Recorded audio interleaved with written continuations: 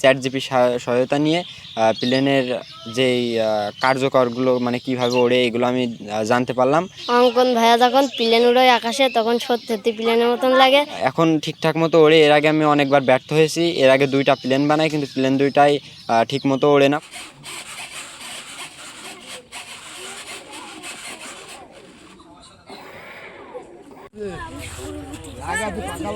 সময় লাগবে না, খালি আনার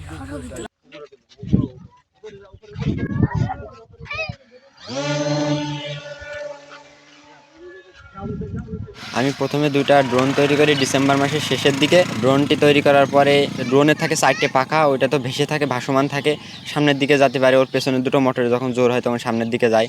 এবং প্লেন কিভাবে যায়, প্লেন তখন ড্রোন যখন উড়তাম উপর দিয়ে প্লেন উড়ে যেত, তখন দেখলাম যে প্লেনের থাকে 2টা ইঞ্জিন, যার জেড ইঞ্জিন, যার মাধ্যমে পেছনের দিকে বাতাসের প্রচুর পরিমাণে চাপ দেয় এবং সামনের দিকে গতিশীল হয়। এবং গতিশীল হওয়ার পরে এটার আছে পেছনে যে রাডার বলে, যেটা এলিভেটর বলে, এলিভেটরে বাতাসটা বাধাপ্রাপ্ত হয়ে লেজের দিকে চাপ প্রয়োগ করে ও সামনের দিকে উপরের দিকে উঠতে থাকে।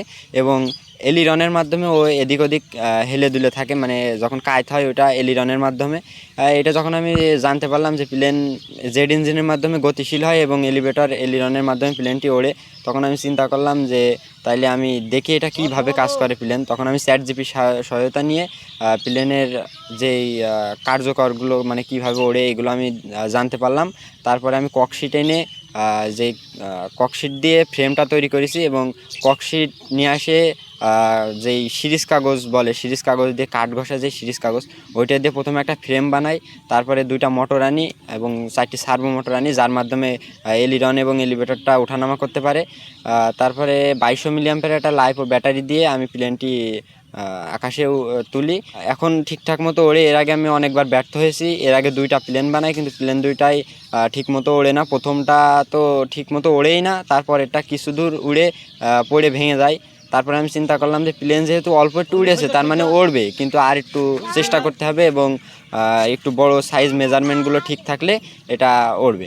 তখন আমি এই বডিটা আবার একটু বড় করে তৈরি করে এখন ঠিকঠাক মতো ওড়ে। মানে এটা বানাইতে আমার 4 মাস সময় লাগছে। আগামীতে এটা যদি কোনো ট্রেনিং পাই, কোনো প্রতিষ্ঠান থেকে যদি আমাকে কেউ ট্রেনিং দেয়, তাহলে আমি আরেকটু ভালো কিছু তৈরি করতে পারবো। এবং পরবর্তী পরিকল্পনা আছে আমার। এটা তো অনেক ছোট, এর থেকে আরেকটু বড় সাইজ করে, বা এটা 5 ফুট সাইজ আছে, 5 ফুট 2 ইঞ্চি আছে, কিন্তু আমি এটার থেকে অনেকটা বড়, যেমন 15 ফিট কি 20 ফিট একটা প্রথমে চেষ্টা করতে চাচ্ছি। এটা যদি সফল হয় তারপরে আমি আরও বড় করে একটা প্লেন বানানোর পরিকল্পনা রয়েছে আমার পরবর্তীতে। তার তৈরিকৃত যে প্লেনটি যখন আকাশে ওড়ে মনে হয় আসলে বাস্তবে একটা প্লেন উঠছে এবং আমাদের খুবই ভালো লাগে। তার ভিতরে আমি একটা জিনিস দেখেছি, তার যে প্রতিভা ছোটকাল থেকেই, সে ইলেকট্রনিক্স বিষয় নিয়ে একটু বেশি মনোযোগী এবং লেখাপড়ার থেকে বেশি সময় দেয়। তো আমরা চাচ্ছি যে তার যদি সরকারিভাবে কোনো ট্রেনিংয়ের ব্যবস্থা করা হয় এবং সহযোগিতা করা হয়, সে আরও অনেক দূর এগিয়ে যাবে। আমাদের গ্রামের ছেলে অঙ্কন, সে আজ একটি বিমান বানিয়ে সক্ষম হয়েছে এবং এটি সফলভাবে উড়াতেও পারছে।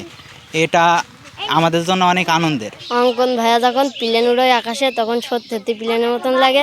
আমরা প্রতিদিন অঙ্কন ভাইয়ের সাথে এসে প্লেন দেখি উড়ানো।